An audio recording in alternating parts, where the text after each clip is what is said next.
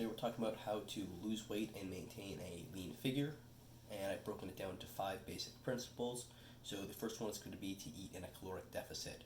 Your body requires calories to function. A calorie is a form of energy, so if you eat less calories than your body needs to function, your body's forced to pull calories from other things. One of these first things it starts to pull calories from is your fat reserves. So you're going to lose body fat if you eat less calories than your body requires. So the longer you maintain a caloric deficit, the more body fat you can pull off.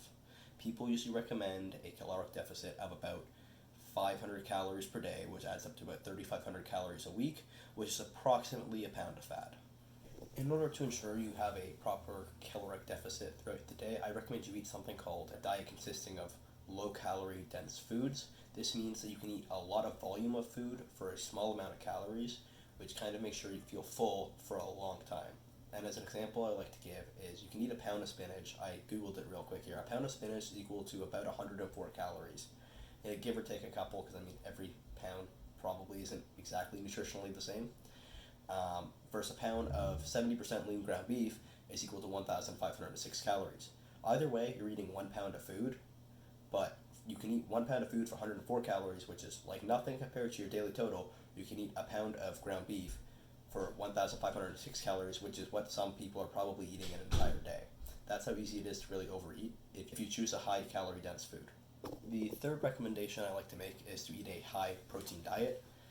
Protein and carbohydrates as well actually are only 4 calories per gram that you eat, while something like a fat is a 9 calories per gram of fat. So it's a lot more easy to maintain a low calorie diet or a caloric deficit if you're eating a high protein diet. On top of that, protein is very satiating. It keeps you full for a very long time, and it is also vital for muscle growth and repair. So if you're struggling with recovery after a workout, or you're trying to put on muscle, increasing your protein intake is not really ever going to be a bad idea. The next thing, the fourth thing on the list, is consuming a lot of fiber in a day.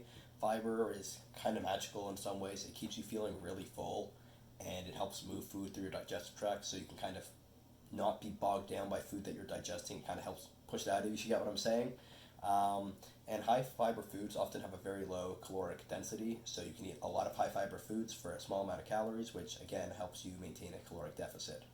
The last thing I recommend, our fifth thing on the list here, is to drink a lot of water. If you drink really cold water, you can burn up to about 35 calories per liter of water that you drink, so that's like free calorie burning, which is pretty cool. It literally fills up your stomach and it prevents you from feeling hunger because your stomach will literally feel full. And then the last thing is that being properly hydrated has its own like host of health benefits. It helps regulate like all sorts of body functions. So what should you eat? I recommend eating a lot of fruit, a lot of vegetables, and lean meats and poultry. Typically start off my day with one of my homemade breakfast burritos and some dried dates as a form of fruit. For lunch, I usually have some form of a sandwich, usually with a lot of spinach and a lot of vegetables. It kind of helps keep me full, and it kind of makes it feel like a lot more food, as I mentioned earlier.